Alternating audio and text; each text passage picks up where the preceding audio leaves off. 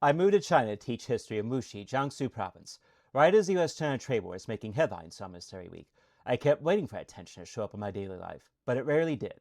What I found instead was a version of the country the headlines don't really cover.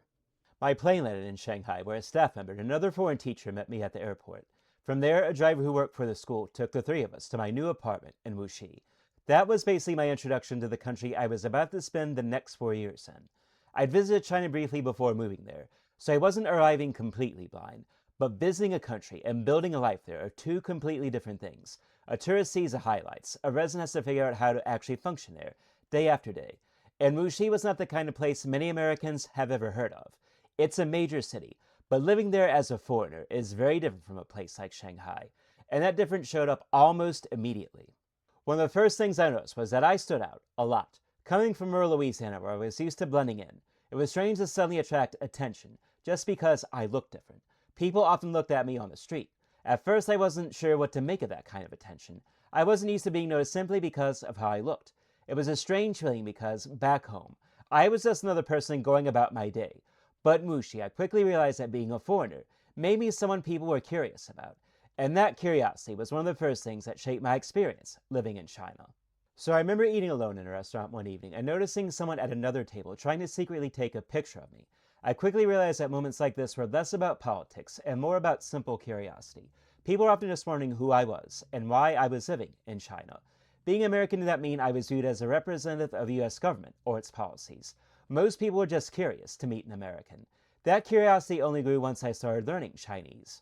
One of the biggest things that changed my experience living in China was learning Chinese. When I first arrived, I had only just started studying Chinese, so I relied a lot on a school staff member whose job it was to help foreign teachers get around. In the beginning, even simple tasks could be challenging, because I couldn't always explain what I needed or understand what people were saying.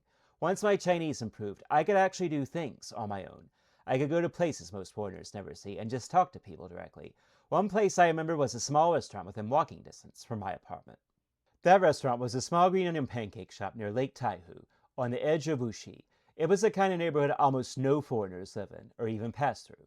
The first time I walked in, I could tell the manager was genuinely surprised a foreigner had found the place. I went back a few more times, stumbling through ordering in Chinese each visit. After that first reaction of surprise and some laughter, it became a place where I felt welcomed. Language was not just about communication, it was a way to connect with people. But learning Chinese didn't mean everything got easier. Of course, living in China was not always easy. China was louder than what I was used to. The cities were larger, and life moved at a faster pace. There were new apps to figure out, new ways of paying for things, and a new culture to navigate every single day. Getting used to the food was also a big part of the adjustment. Chinese food in China was quite different from what I was used to eating in America, and even very different from American Chinese food. Air pollution was also something I noticed at first, especially during the winters. But over time, it gradually became less of an issue, and I saw improvements during the years I lived there. But those were the things that actually shaped my everyday life, not politics, not international relations. The biggest challenge was just simply learning how to live in a different culture, and eventually that adjustment period gave way to something more comfortable. Over time, China became much more familiar. I learned how to get around the city, found favorite restaurants, and settled in routines that had confused me when I first arrived. The infrastructure alone made that easy. Subways, buses, high-speed rail, all of it was amazing, and getting around eventually became second nature. But familiar did not mean I stopped being foreign. Getting started happened often enough that it eventually became background noise. Most days I stopped noticing it entirely, but every once in a while it would catch me off guard again. I remember lifting weights in my gym and having a kid walk over and stare at me. It reminded me that no matter how routine my life there felt to me, I was still something unusual to see. You can become comfortable somewhere without completely becoming part of the background. There was one part of my daily life, though, that never stopped feeling reassuring. Another thing that stood out to me was how physically safe I generally felt.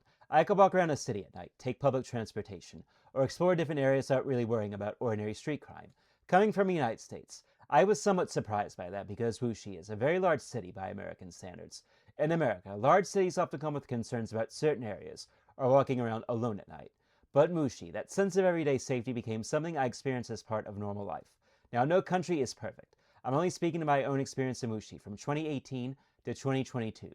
But that sense of everyday safety became something I really appreciated. Still, that doesn't mean politics never came up. I once had a student who loved discussing American politics with me, especially economic policy. He held opinions many Americans would recognize as strongly pro-market, which was a reminder that people in China, just like anywhere else, have their own individual viewpoints. I also learned that in China, people's views of the United States are often more complicated than I expected. Someone could disagree with the American government or certain policies while still being curious about American people and interested in learning about my experiences. That was one of the things that stood out to me while living in China. A country's politics and its people are not always the same thing.